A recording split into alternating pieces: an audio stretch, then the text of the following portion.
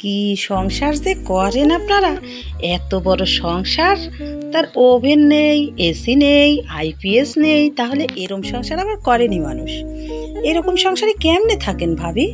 এই সংসারে কি আবার কাজ করা যায় নাকি? এইসব সংসারে কাজ করে কোনো শান্তি আছে বলেন?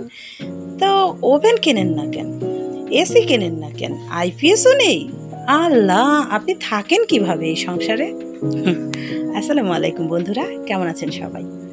আসলে এরকমই কথা সবারই, কিন্তু সবাইকেই আগেই বলে রাখি, আমার কিন্তু খুব অল্প দিনের সংসার। তো অল্প কিছু দিনের সংসারে আমার সংসারের সরঞ্জামাদি অনেক কম। আর আমি আবার একটু শৌখিনও কম বলতে পারেন, কারণ এইসব রান্নাবান্নার জিনিস বা সরঞ্জামাদি কেনার অতটা বেশি শখ আমার নেই।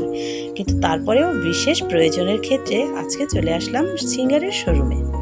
তো চলে আসছি, দেখেই বুঝতে পারছেন যে ওভেন সম্পর্কে একটু জানার চেষ্টা করছি। তো অনেক কিছু জানার পরে বুঝতে পারলাম যে এই ওভেনটাই হয়তোবা ভালো হবে। তো যেমন ভাবা তেমনই কাজ, নিয়ে আসলাম এই ওভেনটা, দেখতে পাচ্ছেন। তো ওভেন কিনে নিয়ে এসেছি বাসায়, আর এখন আমি আনবক্সিং করছি, কেননা নিয়ে আসার সাথে সাথেই আমার বাচ্চারা খুব বেশি এক্সাইটেড দেখার জন্য যে আসলে এর মধ্যে কী আছে।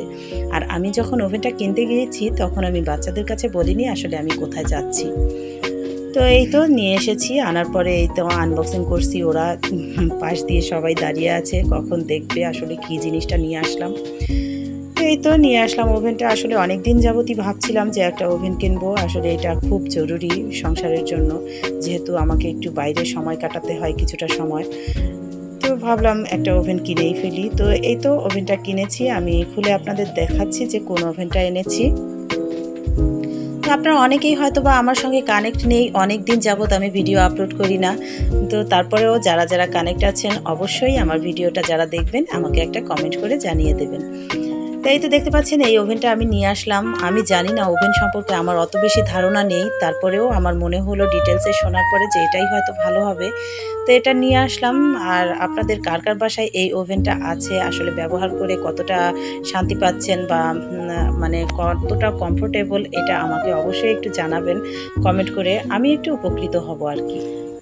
তো ওভেনটা নিয়ে আসার পরে ভাবলাম কিছু একটা বানানোর ট্রাই করা যাক। তো যেমন ভাবা তেমন কাজ।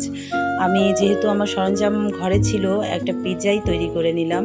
তো আলহামদুলিল্লাহ ফার্স্ট টাইম আমি পিৎজা তৈরি করেছি ওভেনে এবং সাকসেসফুল হয়েছি আমার মনে হচ্ছে। হয়তোবা অনেকেই ওভেনে পিৎজা অনেক ভালোভাবে তৈরি করতে পারেন, আর যতটুকু ইনগ্রিডিয়েন্টস আমার ঘরে ছিল সেই তুলনায় আলহামদুলিল্লাহ খুবই ভালো হয়েছে। আর ফার্স্ট টাইম সেহেতু বাচ্চারা খুব বেশি পছন্দ করেছে। তো আমি স্যাটিসফাই যে আমি ওভেন বাসায় নিয়ে আসার পরে আমি পিৎজাটা তৈরি করে দিতে পেরেছি ওদেরকে।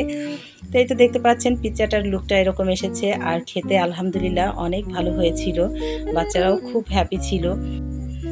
তো এই তো আলহামদুলিল্লাহ পিৎজাটা ভালো হয়েছে, আমি হ্যাপি। তো আপনারা সবাই ভালো থাকবেন, সুস্থ থাকবেন। আর আমি অনেক দিন আপনাদের সঙ্গে কানেক্ট নেই, তো আপনারা যারা যারা আমার ভিডিওটা দেখবেন তারপরেও বলবো যে আমাকে অবশ্যই একটি কমেন্ট করে আমাকে জানাবেন যে কে কোথা থেকে আমার ভিডিওটা দেখছেন এবং কে দেখছেন। তো সবাই ভালো থাকবেন, সুস্থ থাকবেন, আমার এবং আমার ফ্যামিলির জন্য দোয়া করবেন। আল্লাহ হাফিজ।